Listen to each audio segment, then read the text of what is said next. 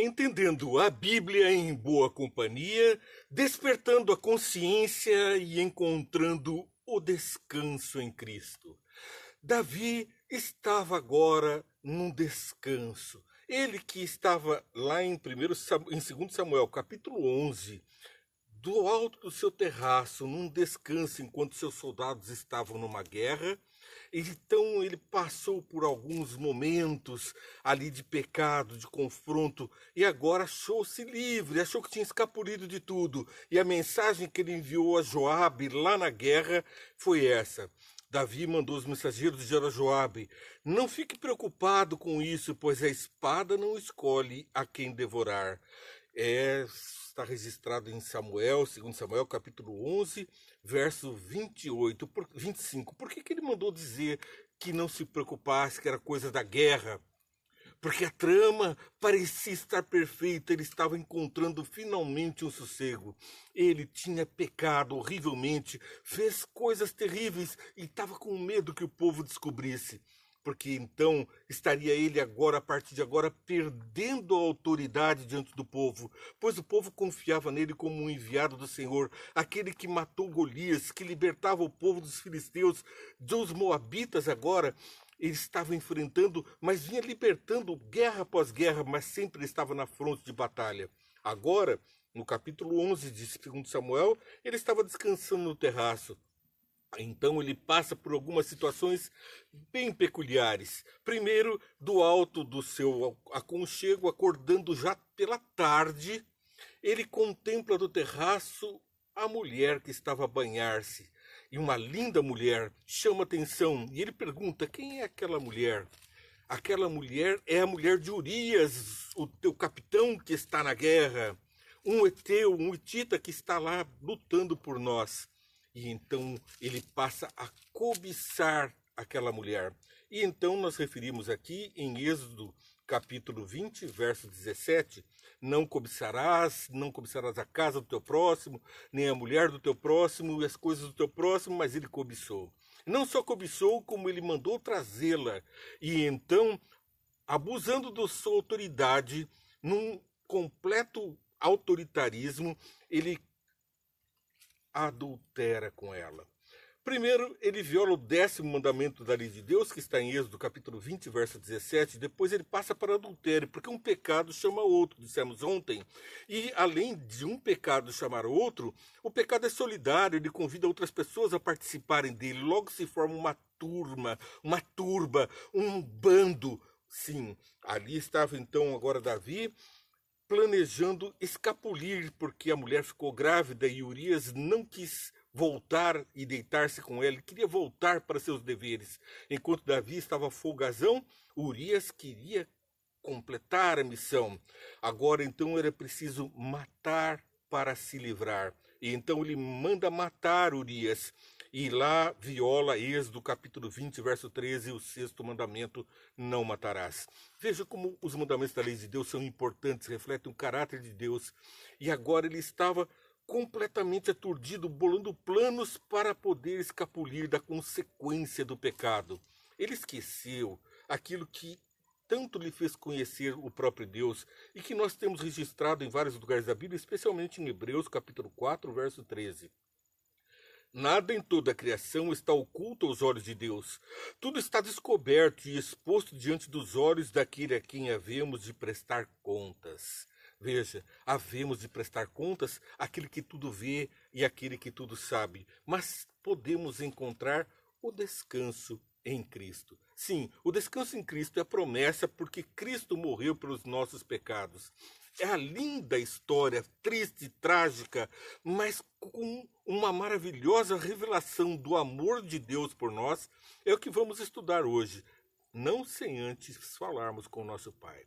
Senhor Deus, te agradecemos pela luz que nos manda, pela tua palavra, por todas as bênçãos que temos dado. Abençoa, Senhor, a todos os que estão ouvindo com a pura verdade, com a tua palavra, com o descanso em Cristo e com muitas bênçãos para as suas vidas. Que todos eles sintam a tua presença em suas vidas. Eu também, Senhor. Guarda-nos do mal em nome de Jesus. Amém. A oração de Jesus foi para nos guardar do mal e eu gosto de repetir, porque isso nos faz lembrar do amor do nosso Deus. Bem, vamos ver então o que acontece nessa história quando ele pensa que havia sido tudo resolvido e coloca então a situação de estar então tudo tranquilo. Não se preocupe, a espada da guerra não escolhe quem matar. Urias foi vítima da guerra. Todos eles já sabiam. Joabe já sabia da trama, pois era sobrinho, e foi ele que recebeu a carta, era sobrinho de Davi, foi ele que recebeu a carta dizendo: mandem Urias para a frente de batalha para que seja ferido e morra. Avancem e depois retrocedam, deixando ele no fronte para morrer. Que plano sórdido. Bom, agora então nós temos as consequências. As consequências vêm no capítulo 12 de 2 Samuel. Natã é inspirado pelo Espírito Santo e descobriu, por revelação do Espírito Santo, toda a trama de Davi. Davi, Joabe, toda aquela turma, e então ele é incumbido pelo Espírito Santo de levar uma grave acusação, uma repreensão, mas também de providenciar que Davi ouvisse a voz do Espírito Santo e encontrasse o descanso em Cristo.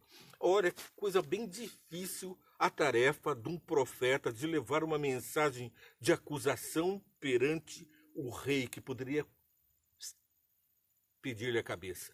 Não foi assim com Herodes, quando foi acusado por causa de Herodias? Eles estavam ali em adultério, foi acusado e João Batista perdeu a cabeça. Os reis eram tiranos insanos. Quando fossem confrontados ou acusados, até para não perder a autoridade, eles faziam valer a sua força. Bom, aí então Natã precisou encontrar aquilo que o Espírito Santo lhe moveu a falar. Veja só. O Senhor enviou a Davi um profeta Natã. Capítulo 12, estou lendo de 2 Samuel. Ao chegar, ele disse a Davi: 2 homens viviam numa cidade, um era rico, o outro pobre. O rico possuía muitas ovelhas e bois, mas o pobre nada tinha, senão uma cordeirinha que havia comprado. Ele a criou e ela cresceu com ele e com seus filhos. Ela comia junto dele, bebia do seu copo e até dormia em seus braços. Era como uma filha para ele. Certo dia, um viajante chegou à casa do rico e este não quis pegar de suas próprias ovelhas ou dos seus bois para preparar-lhe uma refeição. Em vez disso, preparou para o visitante a cordeira que pertencia ao pobre. Que história, hein? Que história. Então Davi encheu-se de ira contra um homem e disse a Natã: juro pelo nome do Senhor que o homem que fez isso merece a morte e deverá pagar 4 vezes o preço da cordeira. Portanto, agiu sem misericórdia. Sem misericórdia, o julgamento deve morrer. Isso não está diferente daquilo que está registrado lá em Levíticos, capítulo 20, verso 10. É a sentença que vai ser proferida contra ele. Levíticos, capítulo 20, verso 10. Depois, no Números, tem então o livro de Deuteronômio, Levíticos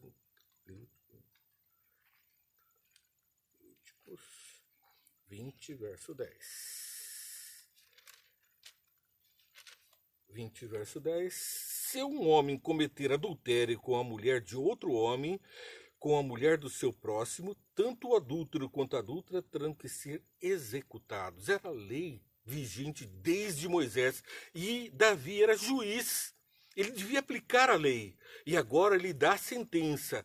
É a morte. E agora vem a resposta do Espírito Santo através de Natã. Você é esse homem, verso 7.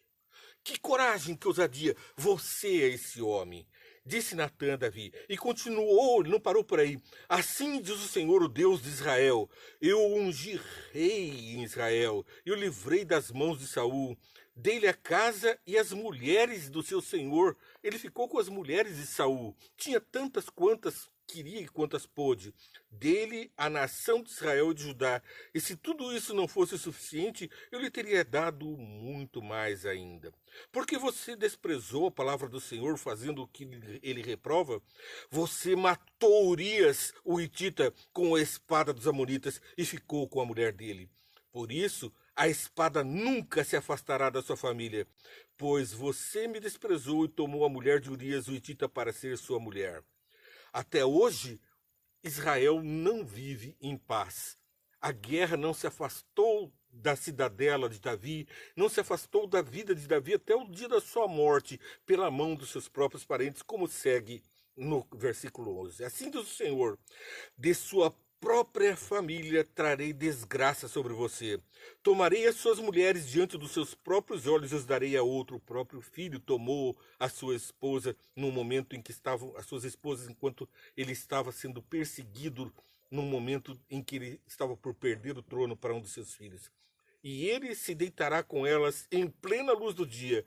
Você fez isso às escondidas, mas eu o farei diante de todo Israel em plena luz do dia. Então Davi disse a Natã: pequei contra o Senhor. Em vez de se enfurecer, ele ouve a voz do Espírito Santo e então ele confessa: pequei. Ele agora está em busca desesperada pelo descanso em Cristo, é a promessa. E Natã respondeu: o Senhor perdoou o seu pecado, você não morrerá. Então eu associo com o verso 5, quando diz: juro pelo nome do Senhor que o homem que fez isso merece a morte. Ele deu a sentença, mas o Senhor dá outra sentença, o perdão. Entretanto, uma vez que você insultou o Senhor, o menino morrerá. As consequências vêm. Aquele menino, fruto de provavelmente de um estupro, ou de uma violência, ou de um ato não consentido, mas com o poderio de um rei, agora enfrentava consequências, mas não sem ter o perdão. O perdão não quer nos livrar das consequências do pecado. Ele nos livra da morte pelo pecado. Porque o salário do pecado é a morte, mas o dom gratuito de Deus é a vida eterna em Cristo Jesus, pela graça de Jesus, pelo poder de Jesus. E é isso que está registrado lá em Romanos capítulo 6, verso 23. Por Cristo, o nosso Senhor, nós encontramos então o descanso em Cristo, o perdão dos nossos pecados. É o dom gratuito de Deus. Continua nossa história, partindo já para a metade, para a finalização. Depois que Natã foi para casa, o Senhor fez adoecer o filho e ele morreu.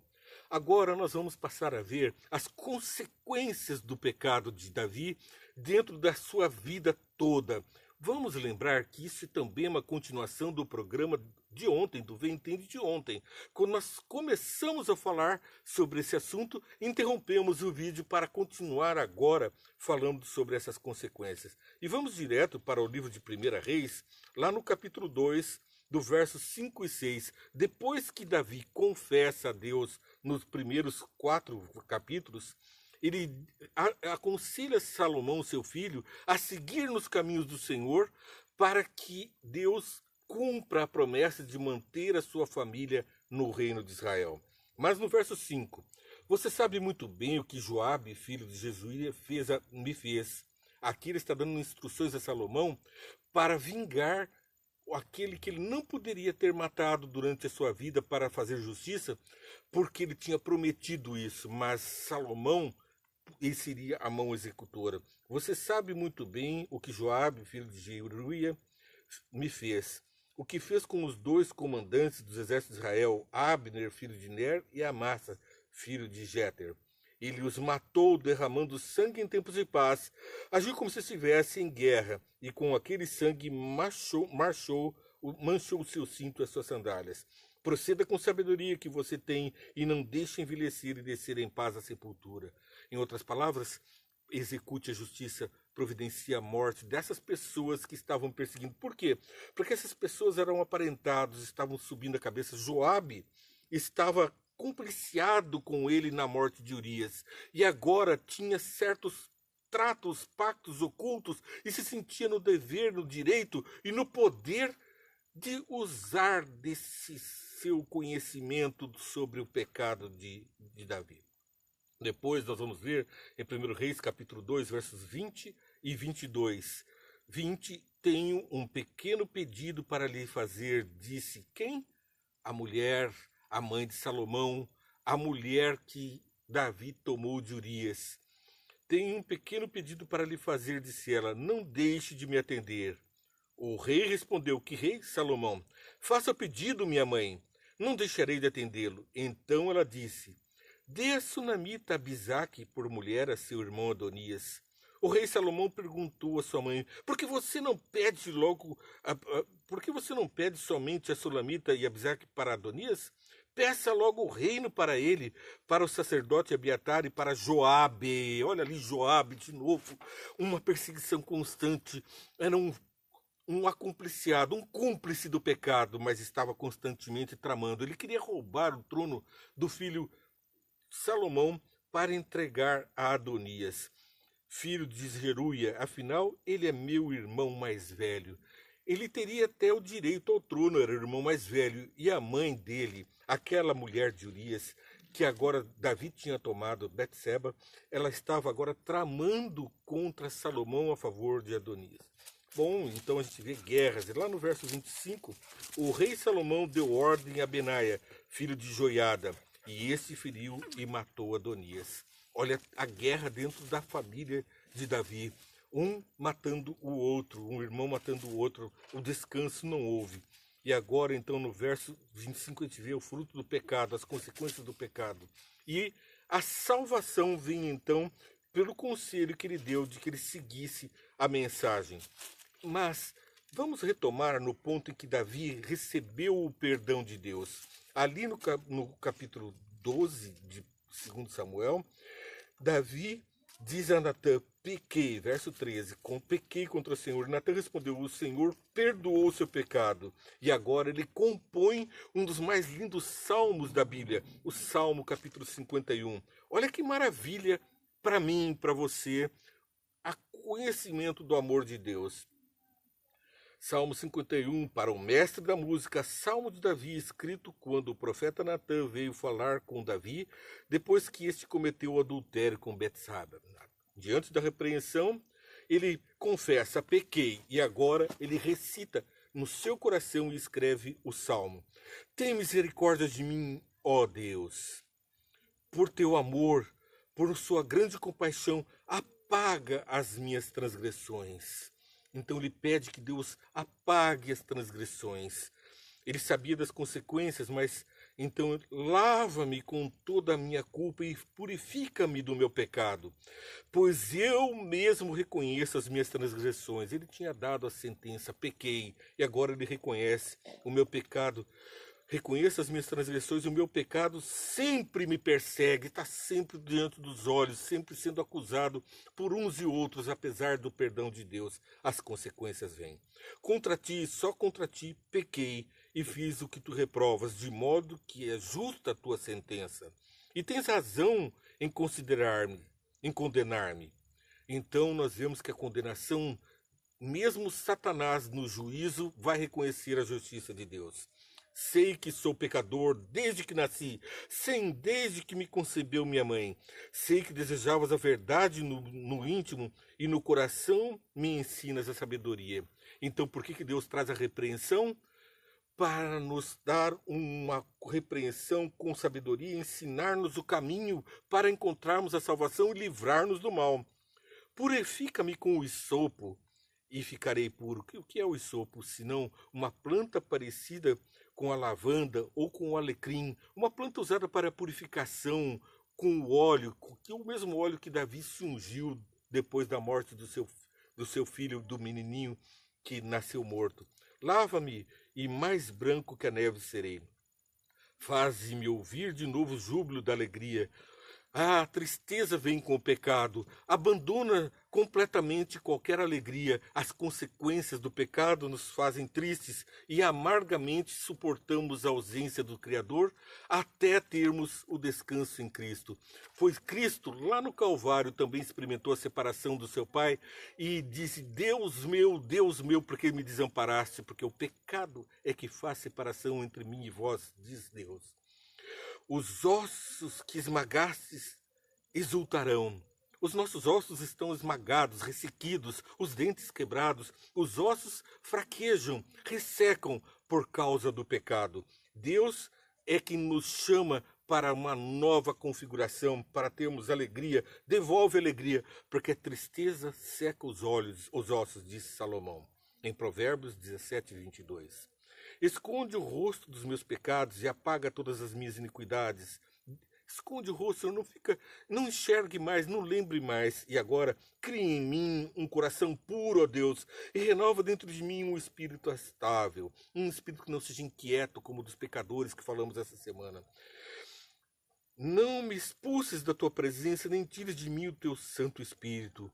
O Santo Espírito é aquele que conduziu Natã a repreendê-lo, é aquele que reclama de nós a conversão, a mudança, é quem opera em nós o querer efetuar pela repreensão. É ele que faz secar os ossos na tristeza para que nos convertamos dos nossos maus caminhos.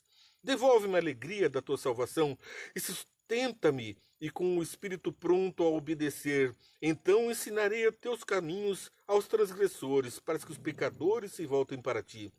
Livra-me da culpa dos crimes de sangue, ó Deus, Deus da minha salvação, e a minha língua aclamará a tua justiça.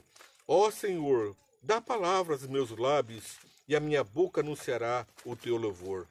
Não te deleites em sacrifícios, nem te alagres em holocaustos, senão eu os traria. Os sacrifícios que agradam a Deus são um espírito quebrantado e um coração quebrantado e contrito, e Deus não o desprezará. Encontrarás, então, o descanso em Cristo. É a promessa que está registrada na palavra de Deus para mim e para você. Por mais pecadores, por mais vis, por mais afastados que estejamos de Deus, peça perdão.